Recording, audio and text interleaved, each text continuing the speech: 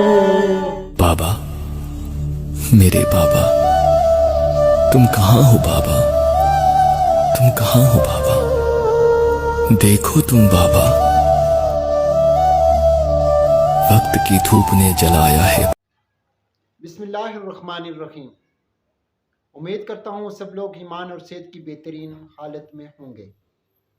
آپ دیکھ رہے ہیں اپنا جموں کشمیری اور تمام دیکھنے والوں کو معین رشید کا سلام قبول ہو۔ آج آپ سب لوگوں کی توجہ ایک اہم واقعے کی جانب مبذول کروانا چاہوں گا۔ جیسا کہ آپ ویڈیو کے شروع میں ایک نوجوان کو ایک بچی کے ساتھ دیکھ رہے ہیں، یہ وہی بدقسمت نوجوان ہے جس کو چند روز پہلے پاکستان کے شہر اقتدار اسلام آباد میں ڈاکو کی جانب سے اغوا کر کے بدترین تشدد کیا گیا۔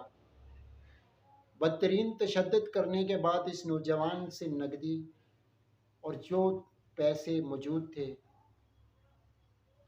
وہ لے لیے گئے اور پھر اس کو گولیاں مار کر بیچ سڑک پر مرنے کے لیے پھینک دیا گیا۔ چند روز زندگی اور موت کی کشمکش میں رہنے کے بعد یہ نوجوان زخموں کی تاب نہ لاتے ہوئے بالآخر داعیے اجل کو لبیک کہہ گیا۔ اس نوجوان کا تعلق پاکستان کے زیر انتظام آزاد کشمیر کے ضلع باغ کی تحصیل دیرکوٹ سے تھا۔ محمد حسن نامی نوجوان لاہور سے اپنے گھر کو لوٹ رہا تھا۔ لاہور سے وہ جو ہی اسلام آباد یعنی کہ شہر اقتدار میں پہنچا تو کچھ لوگوں نے آ کر اس کو اپنی زبردستی اپنی گاڑی میں بٹھایا۔ محمد حسن پر پہلے بدترین تشدد کیا گیا اور پھر اس کو گولیاں مار دی گئی۔ گھر والے اس امید پر کہ محمد حسن گھر پہنچے گا تو اس کے بھائی کی شادی کے شادیانے بچیں گے۔ محمد حسن بھی شاہد نہیں بلکہ حقیقتاً اسی خوشی میں گھر کو لوٹ رہا تھا کہ وہ گھر پہنچے اور جلد از جلد وہ اپنے بھائی کی اس ذمہ داری کو پوری کر سکے۔ کسی کو کیا پتا تھا کہ جس حسن کے گھر آنے کی خوشی منائی جا رہی ہے وہ حسن اس حالت میں گھر پہنچے گا کہ شاید ہر دیکھنے والا ہر سننے والے کا کلیجہ پھٹ جائے گا۔ محمد حسن کی کم سن بچی آج بھی اپنے باپ کا انتظار کر رہی ہے۔ ایک خوشیوں والا گھر اچانک ماتم میں تبدیل ہو گیا اور محمد حسن اپنے پیچھے ہزاروں سوال چھوڑتے ہوئے ہمیشہ کے لیے اپنی ننھی سی معصوم بچی، اپنی والدہ، اپنے بھائیوں بہنوں کو چھوڑ کر اس دنیا کو خیر آباد کہہ گیا۔ اگر میں گزشتہ چند مہینوں کی بات کروں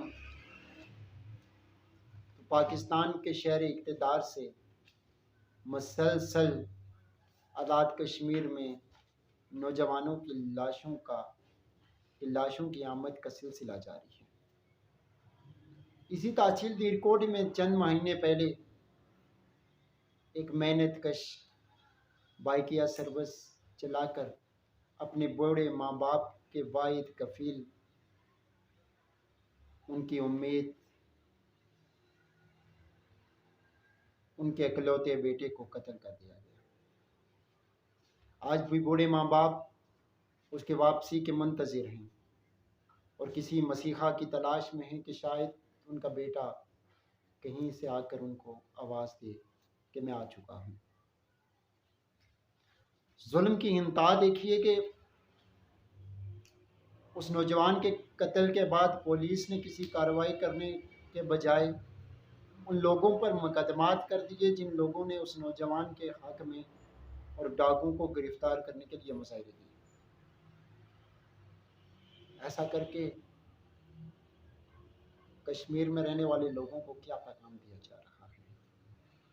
کیا میری ریاست کے لوگوں کا خون اتنا سستا ہو چکا ہے؟ کیا پاکستان کے ساتھ محبت کا یہی صلہ دیا جا رہا ہے؟ کیا اسی لیے قاضی ملت اور مجاہد اول نے پاکستان سے الگ کا اعلان کیا تھا کہ یہ اسی کا صلہ دیا جا رہا ہے کہ ڈاکوؤں کو گرفتار کرنے کے بجائے ان لوگوں کو پر مقدمات درج کیے جائیں جو ان لوگوں کے لیے آواز اٹھائیں؟ کہ یہ اقبال کا ہی پاکستان ہے؟ کہ یہ وہی پاکستان ہے جس کی بنیاد قائد اعظم محمد علی جناح نے رکھی تھی؟ کہ یہ وہی پاکستان ہے جس کی تقسیم ہندوستان کے وقت، جس کے قیام کے وقت ہزاروں نہیں لاکھوں لوگوں کو شہید کر دیا گیا؟ کہ یہ وہی پاکستان ہے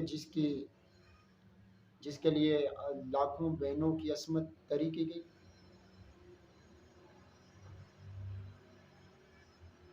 جی ہاں، اگر ایسا ہے تو بالکل بھی یہ وہ پاکستان ہے۔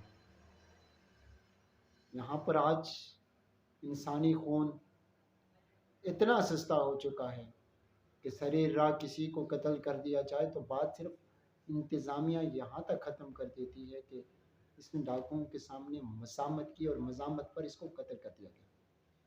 کیا ریاست ایسی ہوتی ہے؟ کہ ریاست کے ادارے ایسے ہوتے ہیں؟ ریاست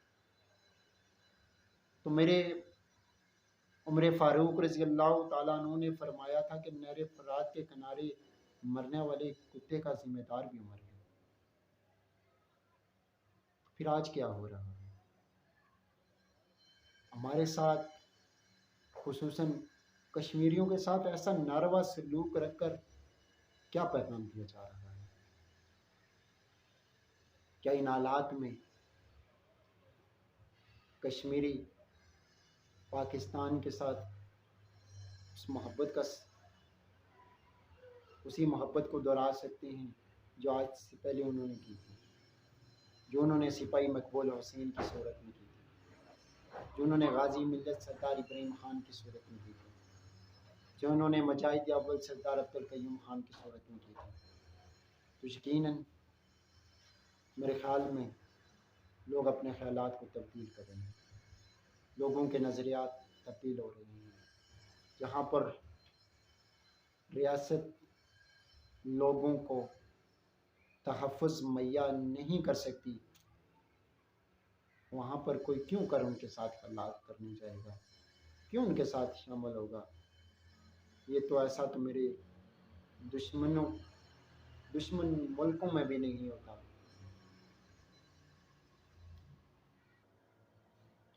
میں قانون نافذ کرنے والے اداروں سے صرف یہی کہوں گا کہ خدا را خوش کے نہ خلیں، ان ظالموں کو، ان درندوں کو جو کسی راہ چلتے چند روپوں کے خاطر کسی سے باپ چھین لیتے ہیں، کسی سے کسی کا بیٹا چھین لیتے ہیں، کسی کا بھائی چھین لیتے ہیں، ان کو انصاف کے کٹہرے میں لائیں۔ میں اپنے آزاد کشمیر کے حکمرانوں سے بھی کہوں گا کہ آپ کی ریاست کے لوگوں کا خون اتنا سستا ہو چکا کہ ان کے قتل پر کوئی FIR تک درج نہیں کرتا۔ آپ بھی اپنے کشمیریوں کے حق کے لیے کھڑے ہوں۔ جہاں پر کوئی قتل ہوتا ہے اس کے لیے آواز ضرور اٹھائیں، ورنہ یہ نفرت اتنی بڑھے گی کہ اس آگ میں ہم سب جلس جائیں گے۔ اس امید کے ساتھ کہ یقیناً قانون نافذ کرنے والے ادارے اب اس طرف ضرور سوچیں گے کہ ان قاتلوں کو، ان گنڈوں کو، ان درندوں کو انصاف کے کٹہرے میں لایا جائے، تاکہ ان لوگوں کے کلیجے کو ٹھنڈ پڑ سکے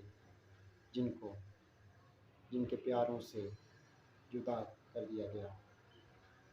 اپنا بہت سارا خیال رکھیے گا۔ اللہ حافظ۔